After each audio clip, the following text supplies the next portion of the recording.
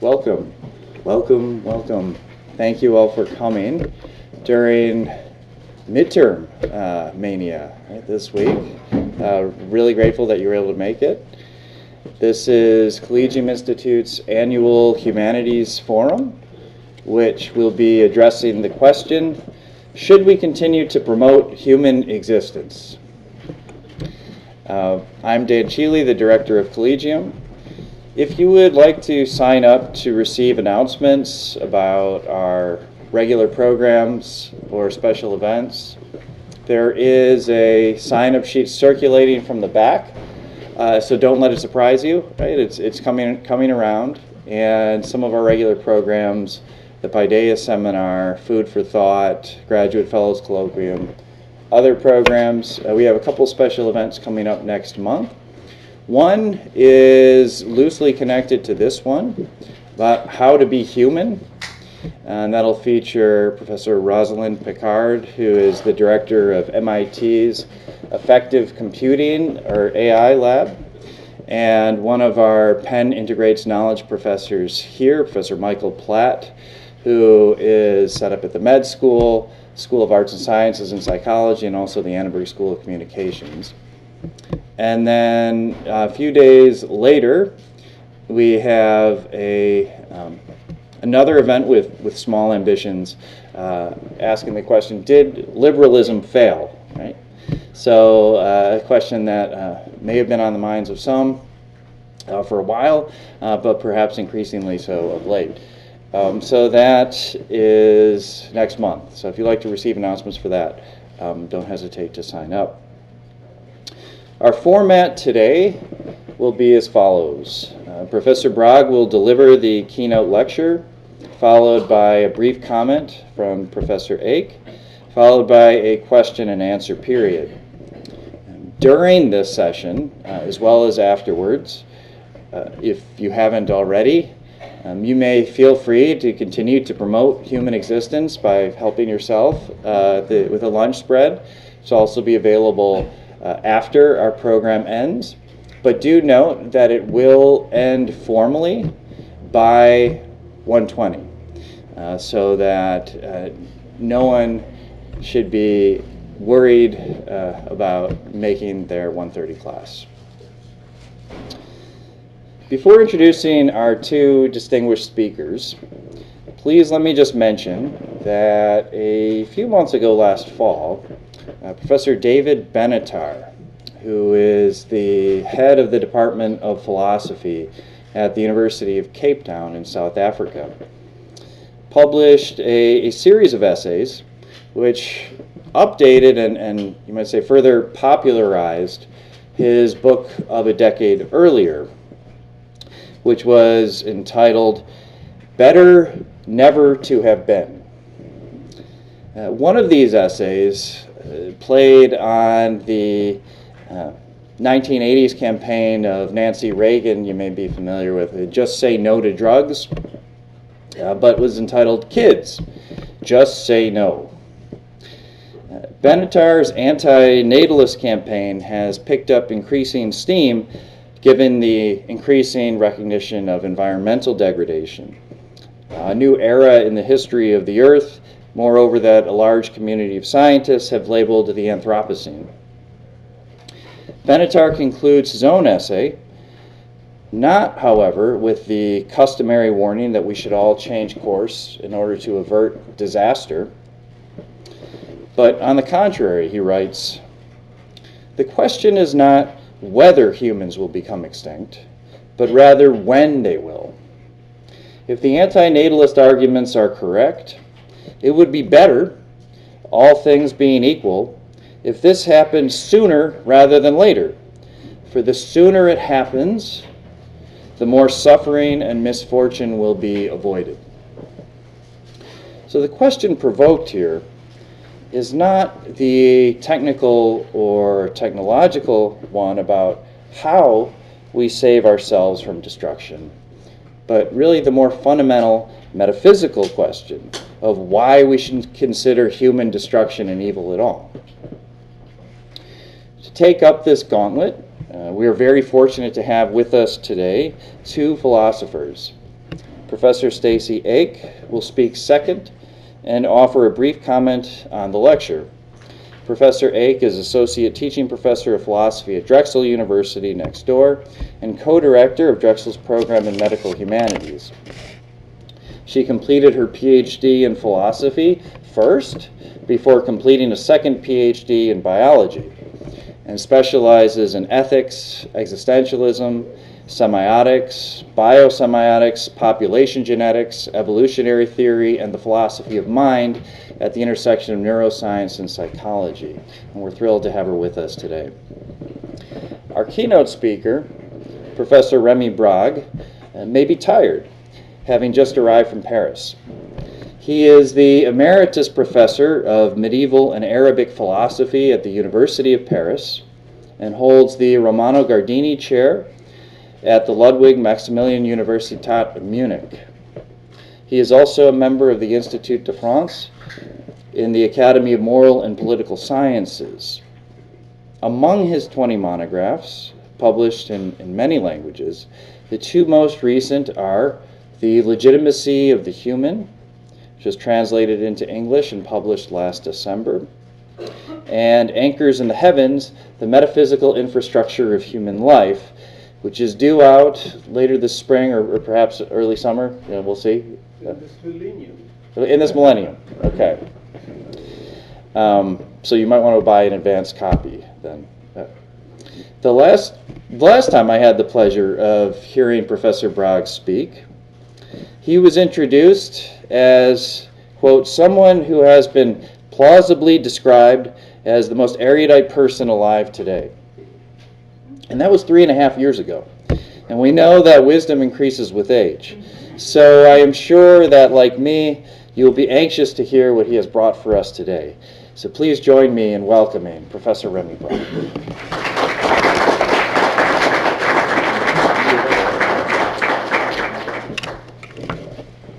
Well, before I disappoint you, perhaps some words of thanks would be apposite. Well, thank you for the invitation. Thank you for your presence here.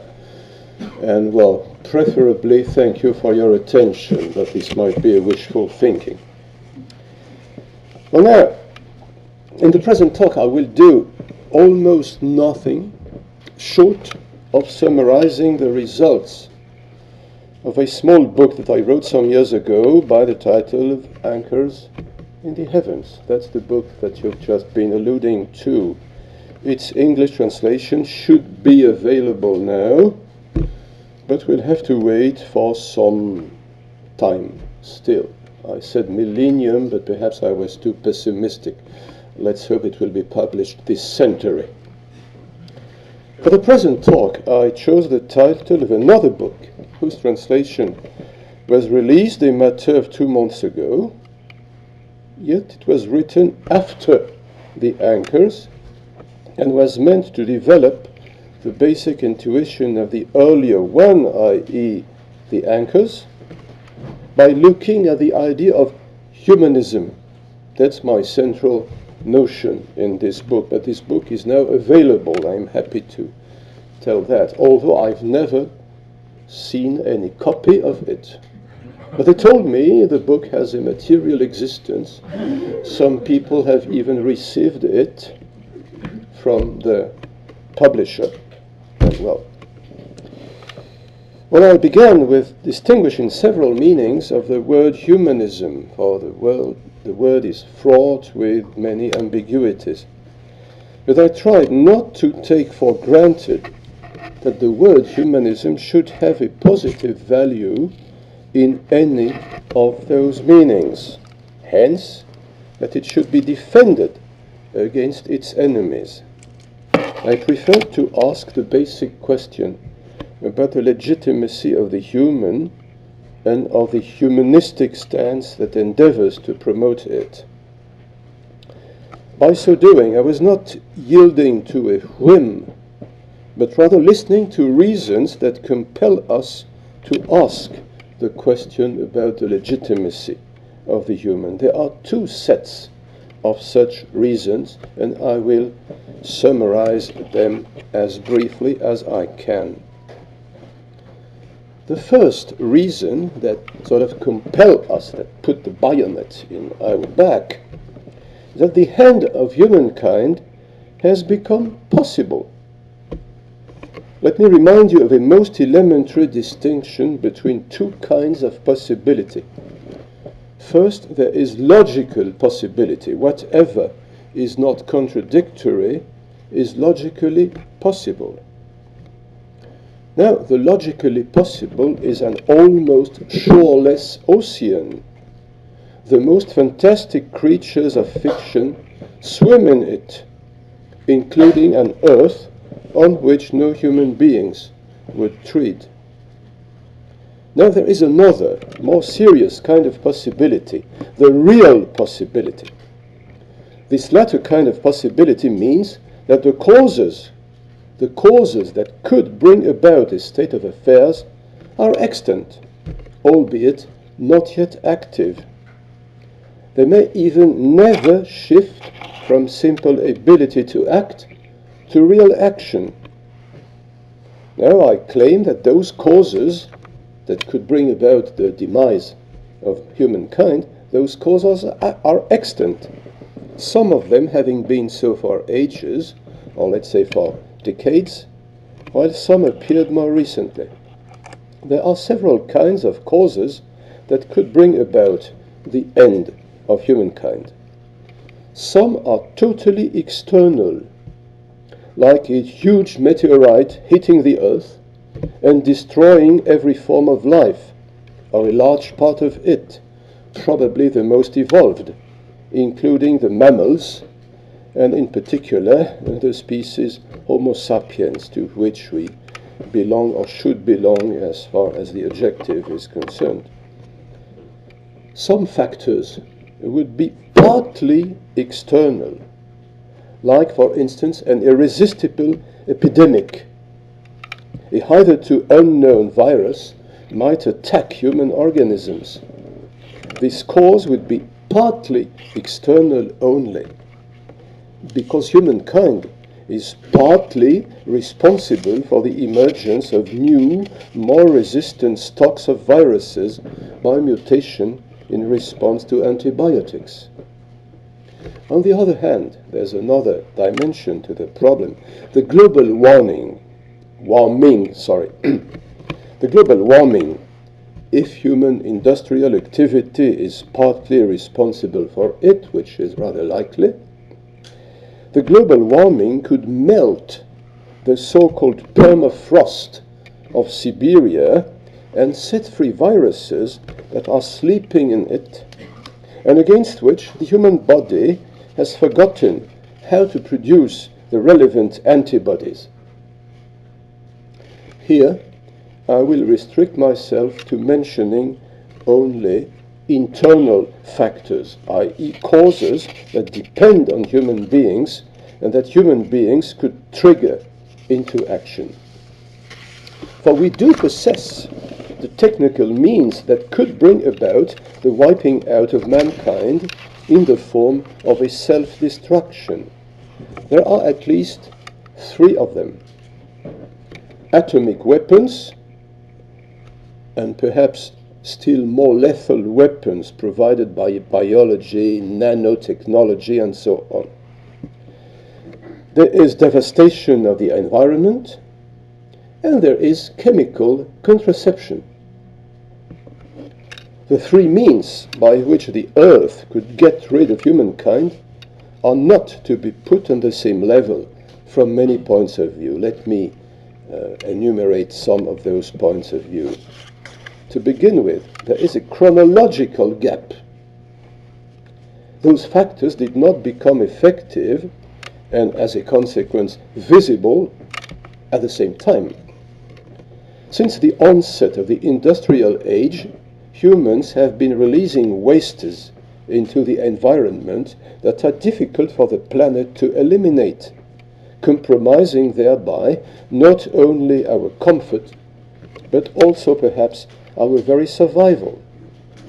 We have been destroying natural safeguards without being able to replace them, and in so doing, we have been threatening the regularity of the climate. We are exhausting the various kinds of non-renewable energy that we have been consuming. Now, though the problem began long ago with the Industrial Revolution, our awareness of it scarcely goes back to the 1960s. Thinking of Rachel Carson's Silent Spring, for instance, which was a watershed of sorts in the consciousness we took of the problem. Next, since the invention of atomic weapons in the 1940s and their refinement thereafter, humankind has had the ability to totally destroy itself in a spectacular conflagration, and to do so actively simply by pressing a button. Okay, that's the second possible factor, which came after the destruction or spoiling of the environment. And finally, since the 1960s, advances in mechanical and chemical contraception have given mankind the ability to destroy itself little by little in a discrete, passive extinction, perhaps without even realizing it, just by ceasing to reproduce. There is, after the first chronological gap between those three ways for us to do away with ourselves, there is a social gradient. And I mean thereby the number of people involved. Among those three causes of a possible destruction, some would depend on the will of a small group of people. To be sure, as for atomic warfare, a whole military and industrial complex is required in order to produce lethal weapons. But in order to press a button, you need one finger only, the finger of one single person. As for the ecological disaster, the responsibility for it can be laid on the mat of a relatively small group of decision makers in the industry, with a complicity more or less conscious of a larger number of consumers. As for the demographic extinction, it would involve the totality of humankind. For a single exception, a single Adam and a single Eva would compromise the success of the whole enterprise. Third, there are degrees in intensity. There are hard and soft factors, and atomic warfare would be hard and brutal. Pollution is unpleasant, but not immediately painful. Demographic extinction would be soft.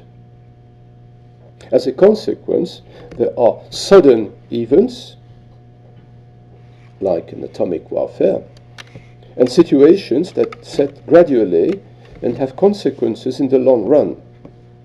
And we could fit the same examples into this schema, this scheme. There are levels of probability, likely and more unlikely factors. And all-out atomic warfare is not much probable, because the fear of mutual destruction is shared by both sides and in an equal grade. But this might be a wishful thinking only. It's only something I feel in my bones. Demographic extinction is not that probable because of the strength of sexual desire and of the instinct for survival of the species. An ecological catastrophe is the most probable of the three, since few people admit their responsibility and take the required measures. And finally, there is a moral scale. The moral worth of our three factors lie worlds apart. Killing billions of people by nuclear fire or other weapons can scarcely be considered as gentlemanly. In the same way, poisoning the environment is hardly the thing. Mr. Carson would object. I suppose you are familiar with Downton Abbey. Okay, then Mr. Carlson would perhaps tut-tut. On the other hand, demographic extinction could happen in a way that could not be objected to even by the strictest moralists through adopting universal continence. This is the so-called encratism against which some church fathers polemicized. This would happen, for instance, in the not extremely probable case that the totality of humankind should convert to the religion of the Shakers. I wouldn't bet. Okay, I want to hedge my bets. I wouldn't put my money on this horse. Well, as for the reaction of the philosophers have reacted with an understandable delay to the first two dangers, but ultimately rather weakly and with different focuses. Some, like Karl Jaspers in Germany and Günther Anders, another German, dealt with the atomic bomb and wrote bulky treatises on the atomic menace and on the new responsibility that it foists upon humankind. Hans Jonas, German, became American. In his 1979 book, The Imperative of Responsibility, I would have translated it the principal responsibility more literally, but anyway, Hans Jonas considered the ecological crisis on the basis of the so-called ecological turn in his thought. You know, he first began as a scholar of Gnosticism and then turned his mind to biological questions with great success in both cases.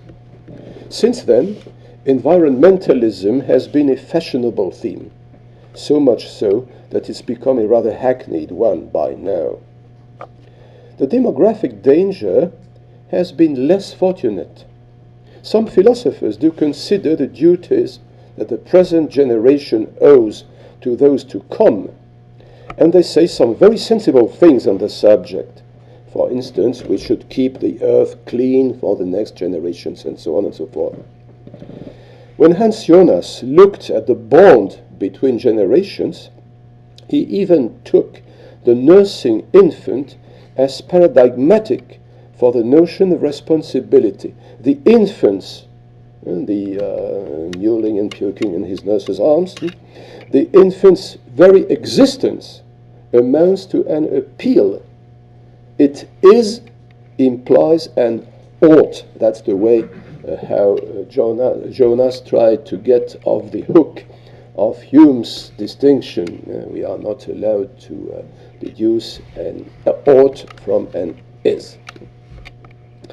But on demographic questions, Hans Jonas remained enthralled to the illusion of overpopulation that dominated his generation till the 80s, 90s approximately. A little later, another German philosopher, Dieter Birnbacher, published a deservedly successful book on the responsibility we bear towards future generations. That's the title of this book. But this responsibility obtains only if we suppose that there will be future generations anyway. If there is no future generation, we have no responsibility whatever towards it. As for our bringing into being today those generations that will exist tomorrow, if we want them to live, Birnbacher contented himself with postulating a duty towards people who don't exist yet. This is a paradoxical notion which can scarcely be articulated in a rational way, at least I can't do that, and which, in my opinion, is hardly more than an ad hoc ploy. On the other hand, people seldom consider the very simple fact that the existence of these hypothetical future generations depends entirely on the will of the present generation. Few philosophers whether real or so-called, have undertaken any sustained reflection on the possibility of the demographic extinction of the human race, even if some of them badly wish that this should happen.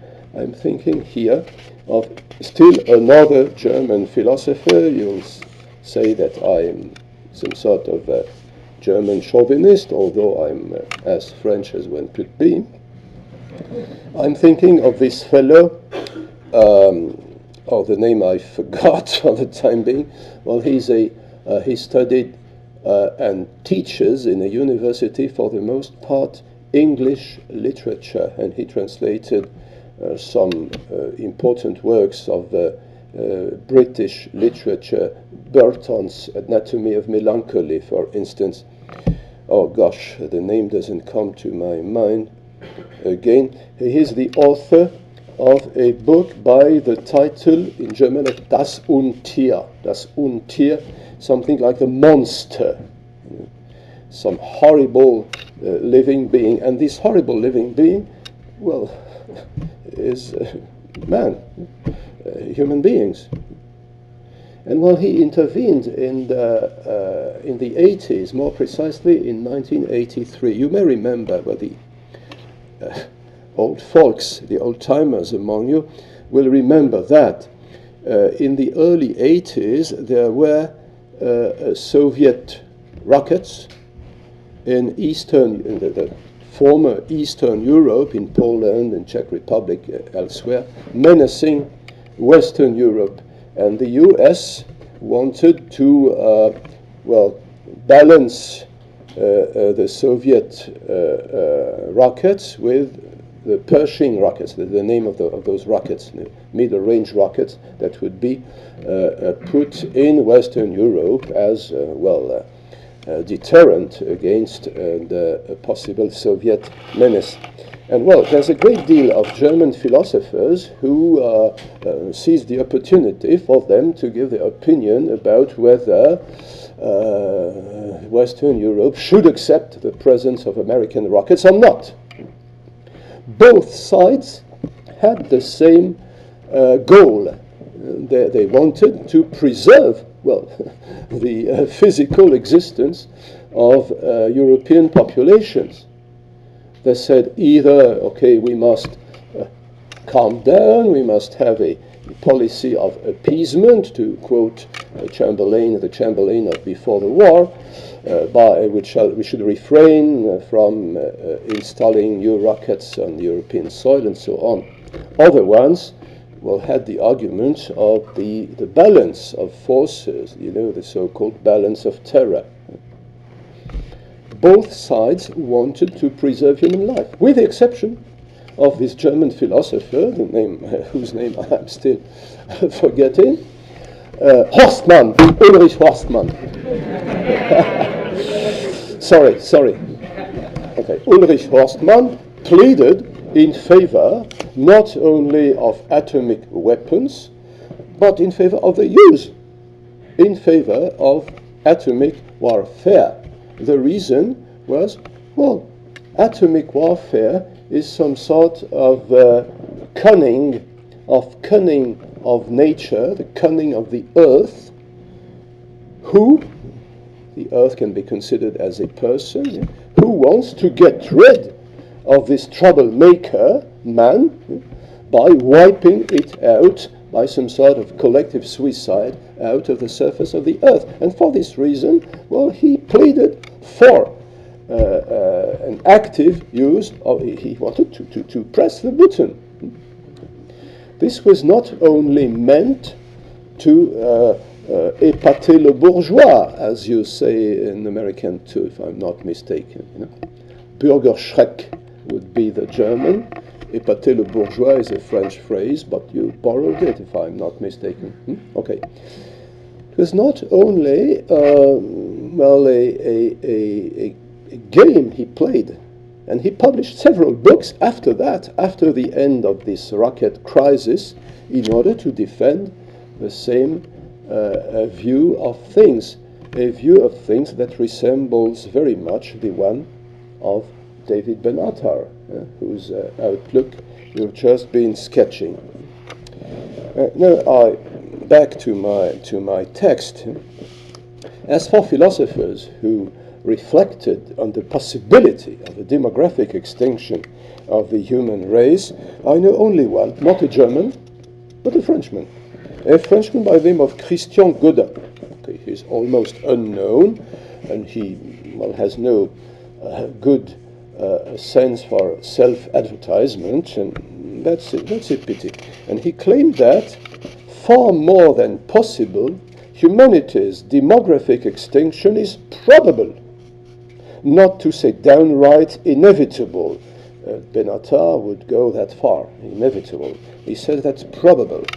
And his treatment of the concrete causes, as well as the psychological reasons that are going to bring it about, he highlighted well before I did the reluctance of the philosophical corporation to deal with the topic, barring some brilliant exceptions like Benatar and other people. So far as the first cause, i.e., the real possibility of a self-destruction of humankind. The second cause is the presence among our contemporaries of a knowing doubt about whether we really deserve to be rescued from the dangers that I've just been alluding to. We are not sure any longer that we are the good guy in the story.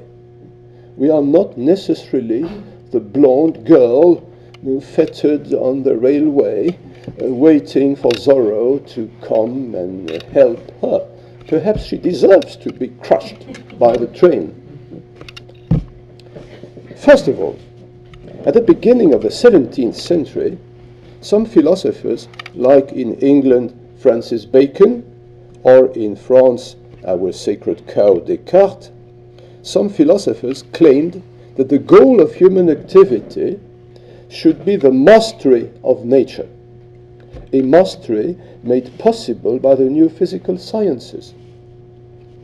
Now, far from seeking to be, quote Descartes, as it were masters and possessors of nature, contemporary man doubts his right to subject the rest of living nature, still more his right to exploit it. I said his, not because of some political uncorrectness, but because the first step and the first metaphor, and modern metaphor, the paradigm of the domination of nature was to the domination of the male over the female, which was not the case in the Middle Ages, but was rampant in modern times. End of the parenthesis. Well, some environmentalists speak that way. We have no right to exploit nature, to consider nature as a quarry of sorts. One can retrace this protestation against the project of the domination of nature by man to an American, George Perkins Marsh, a geographer, with his Man and Nature, a book which he published in 1864 and was republished some years ago in the wake of the ecological movement. One can also find precursors in the movement for the defense of animals. There's a bevy of people who pleaded for the rights of animals, including Lewis Carroll, who wrote a couple of very sensible articles against vivisection, not only, Wonderland and things. Here one must distinguish. If on one hand, certain voices defend a prudent, even parsimonious use of natural resources, there are other, more radical ones that argue for a rapid human depopulation in the interest of humanity itself. And finally, there are those who recall that man, abstracting from his concern for his own long-term survival, also ought to be the guardian of his brothers, namely the other living species. Each of these stances, at the very least, seems to me respectable and worth discussing.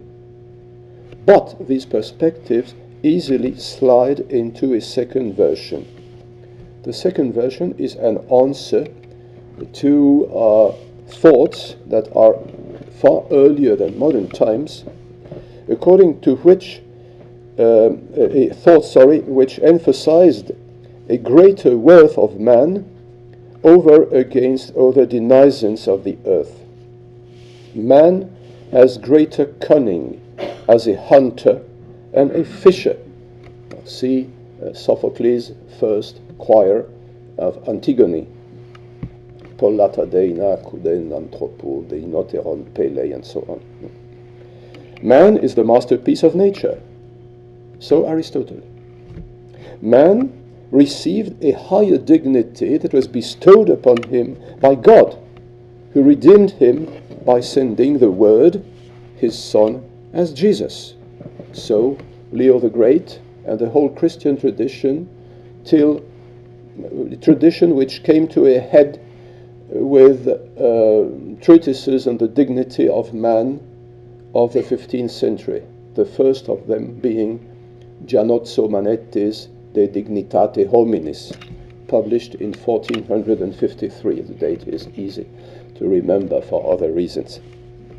Now, some people contend that far from being the best of the sublunary beings, for according to the ancients, there were higher and better beings in the world than men, i.e. the celestial bodies. Anyway, far from being the best of the sublunary beings, man is worse than the parasites of the wild beasts because he represents a global threat to life. That man is an omnivorous animal, and perhaps the only true one, is a fact acknowledged everywhere since antiquity. From antiquity on, this fact was interpreted in a moral fashion as a sign of the universal rapacity of man, who would thus be a wolf down everything, pamphagos in Greek. It takes on an urgent character, however, when, as in our time, human voracity risks causing all other forms of life to capsize. Third, earlier still, probably rooted in prehistory, there is the idea that human beings distinguish themselves from the other natural species by a qualitative difference. Now, nowadays, some people assume that man only differs by degree. One then can talk of, to quote the title of a book that was published some 10 years ago in French, The End of Human Exceptionalism. This assumption, according to which there is no basic, no essential difference between man and the other living species, this assumption is at the same time the cause and the consequence of research. The will to erase the borderline that was commonly drawn between the human and the animal furnishes research with an atmosphere of sorts. Thus people exercise their ingenuity in showing that human language or social organization are not essentially different from their animal prefigurations, among higher apes, for instance. Some ethologists have attempted to teach chimps a form of language by gestures. The functioning of human societies and the behavior of, say, bonobos are compared not always to the advantage of the human. Well, I need not insist, for this is a matter of common knowledge. You hardly can throw a brick to a newspaper without your finding an article defending this kind of thesis. But now, this fact, the fact that these results have percolated into the consciousness of the man on the Clapham omnibus, is itself problematic. Sorry for the British phrase. Conveyed by the media, popularization exploits scientific results of this sort, some of which are undeniable. but interprets them, sorry, with a malign pleasure in order to humiliate man. Examples abound. I will cite only one. The observation that the ape and man have, say, 95 or 98, I don't know, % of the DNA in common. From it, however, well, I mean, this is science, hard science, but from it, an ideological point is made. Man and ape have 90-odd % of the DNA in common. Therefore, man is no more than an ape that was lucky. In itself, this sort of reasoning, to say this en passant, is rather weak. One could retort that we ordinary mortals share 99% of our vocabulary with Shakespeare or Milton. But the way these great writers combine these elements makes all the difference. From the unshakable fact about DNA, one could as well deduce that DNA is irrelevant to our understanding the difference between human beings and other animals. This functions both ways. Some people go as far as to dream of a world freed from the presence of humans. This is the case of certain groups of what is called deep ecology. To be sure, these are extreme cases. Thus we find the internet site Vehement Voluntary Human Extinction Movement, which calls for a voluntary extinction of the human species by refraining from reproducing thanks to systematic contraception for the sake of the other animal living beings. It is interesting to note that this dream, or for some people this nightmare, is much older than today. Here is, on your handout, the oldest version I have been able to find. Well, I suppose you can read, so I won't have to read this. This is my translation into some sort of English of Flaubert's French. For those lines were written by the great French novelist Flaubert, still in his youth. He was only 17 when he put pen to paper in 1838. This was the case in a partly autobiographical novel that was published posthumously only 20 years after his demise. Incidentally and interestingly, those lines were written when the Industrial Revolution was still in the earliest phase.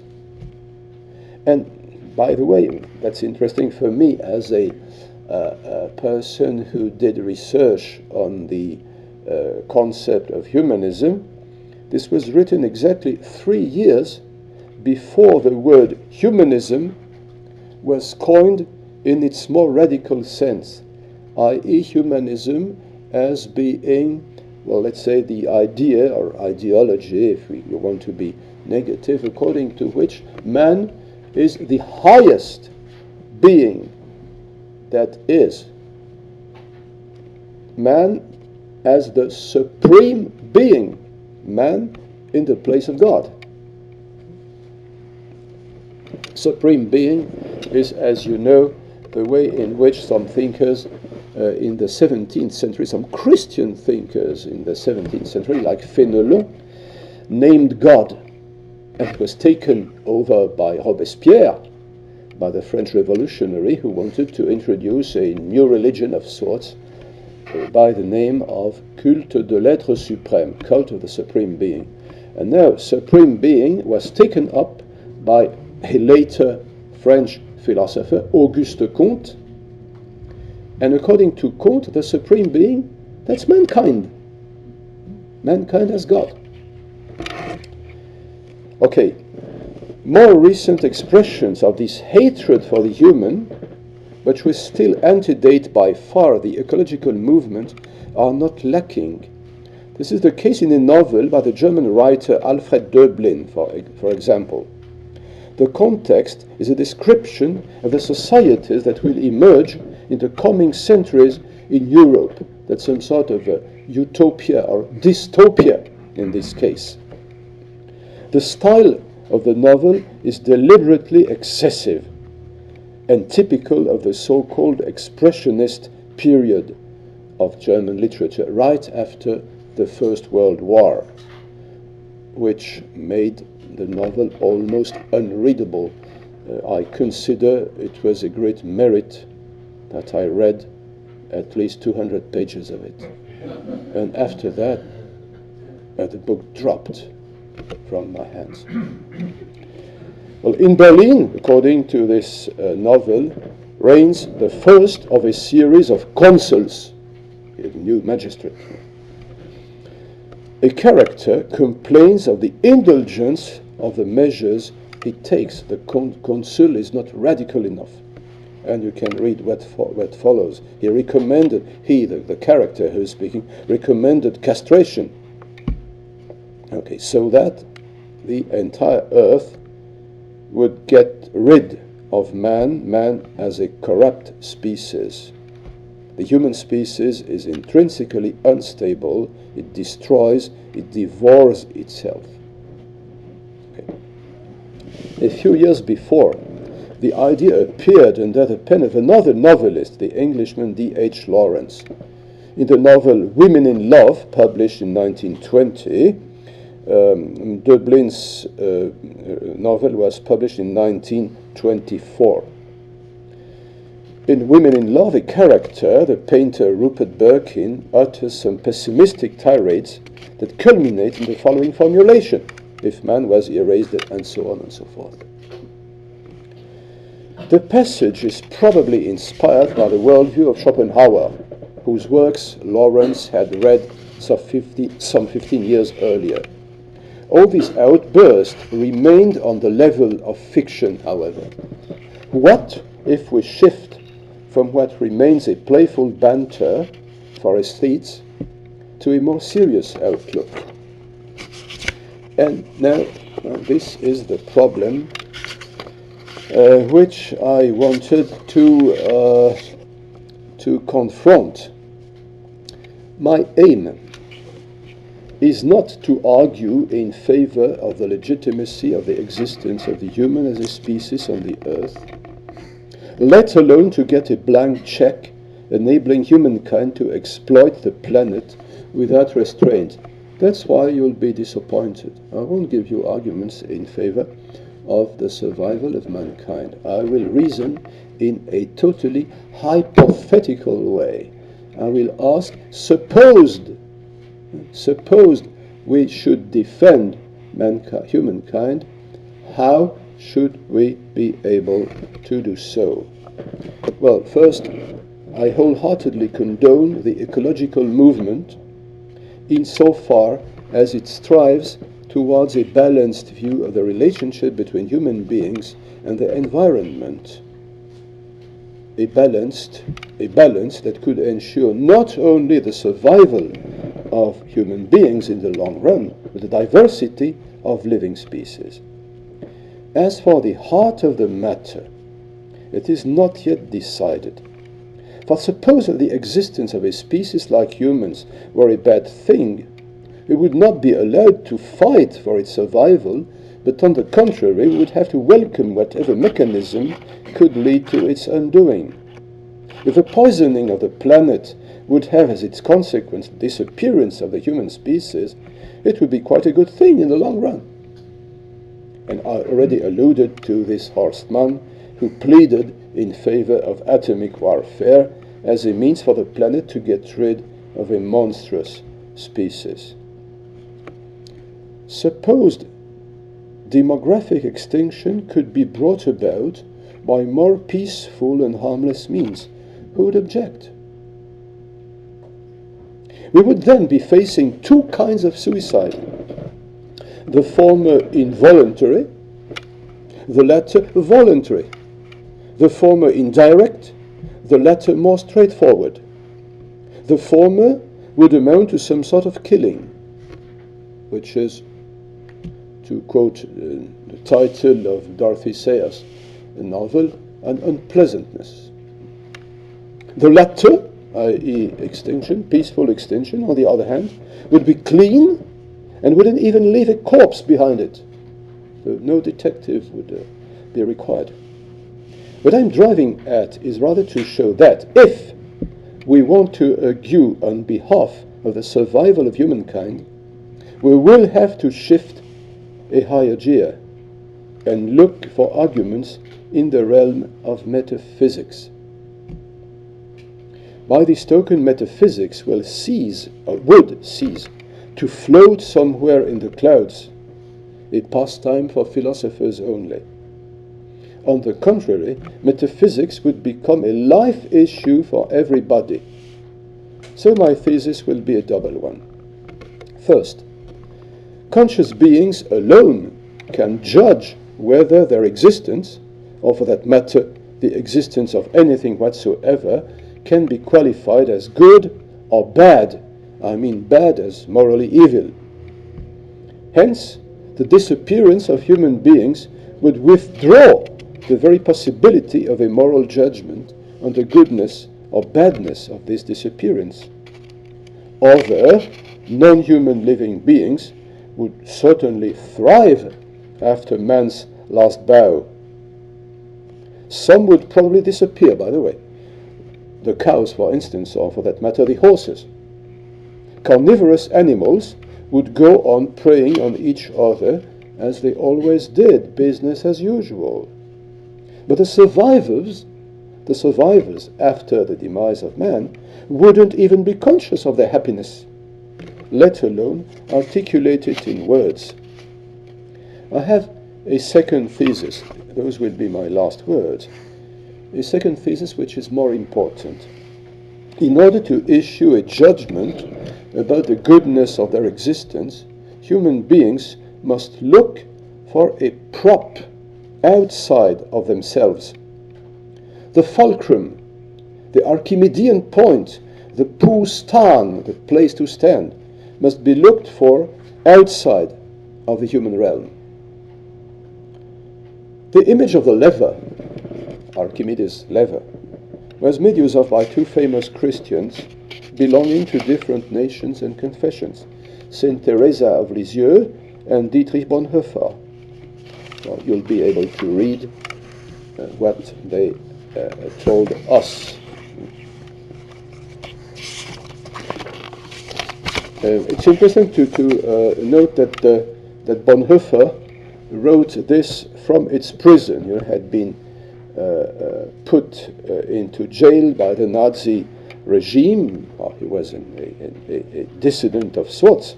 And he writes to a friend about the resurrection of Jesus and quotes, in Greek to be sure, without any translation, it's not necessary for such people. He quotes in Greek Archimedes' demand, which he considers to have been met with the Easter event. And this is the text that you are reading. In other words, our existence, together with the existence of whatever brought it about, from the Big Bang over Darwin's warm little pond as the alleged origin of life, or place of origin of life, from the Big Bang to the meeting of our parents, must receive some endorsement. Now, this approval can't possibly have any other origin than the Creator himself. And certainly not our own, little puny beings. In one of Plato's dialogues, there is a character who says that man is like an upside-down tree, with his roots planted in the heavens. Over 2,000 years later, and perhaps in a distant echo of Plato's words, the French writer Rivarol wrote, "Every state is a mysterious ship whose anchors are in heaven." The context, which happened to be a defense of the old regime and of the religious principle of its legitimation, matters little. nor need the principle be limited to the political domain in general. One may easily take it beyond these bounds. And doing so, we may venture to say the anchors of all humankind are in heaven. It is on high that we must look for salvation for the shipwreck, provided this shipwreck is not a good thing. Thank you so much for your attention.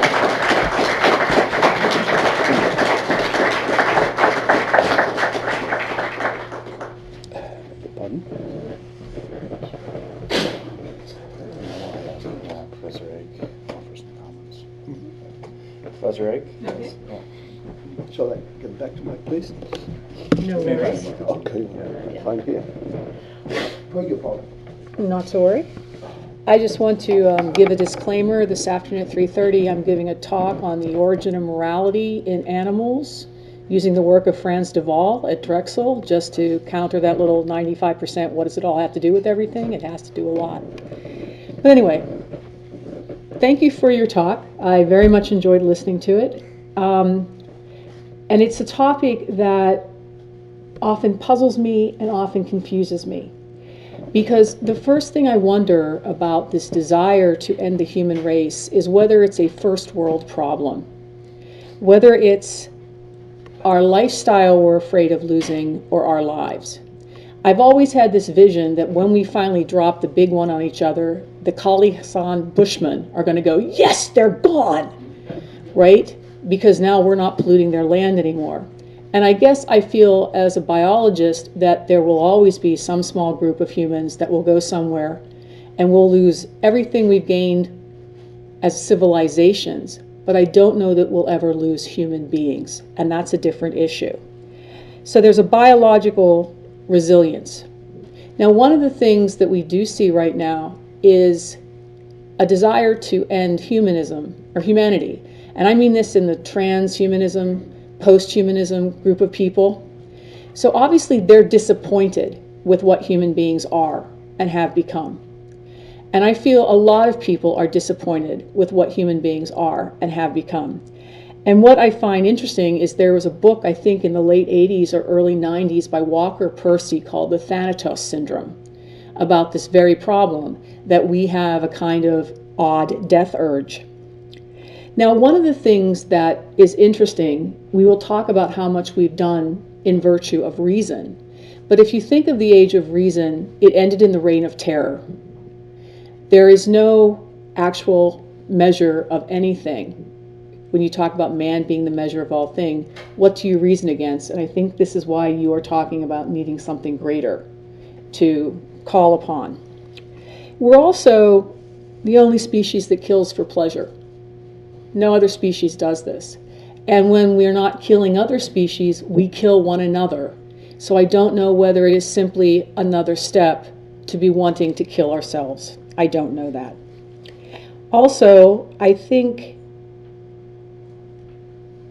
it's a very esoteric question about what obligation we have to the future, since as a species we seem to care very little about the people that are already here.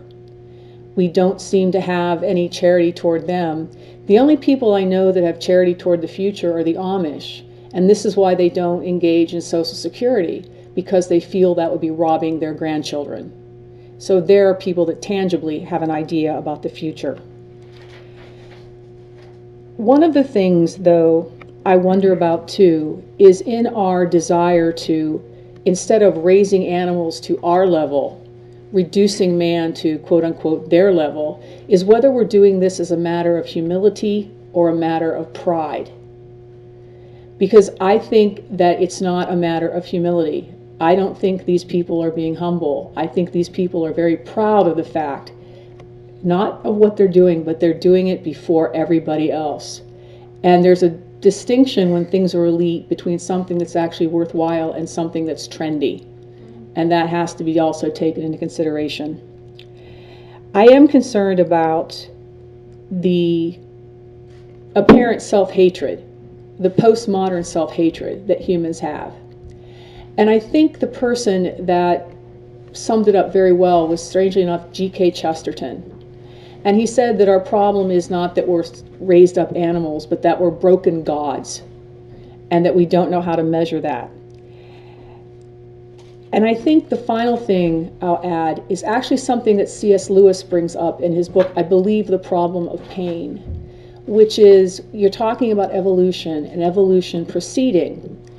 And echoing Bonhoeffer, he points out that perhaps the next moment of evolution is the idea that people can be transformed through the resurrection, that that's a completely new direction in the way humans are evolving, just as to a new dimension, just as the motion from non-sexual reproduction to sexual reproduction is a complete dimension change, a shifting kind. So those are just a few remarks, and thank you very much again for your paper. Yeah, thank you. Thank you very much, Professor Ake, Professor Brague.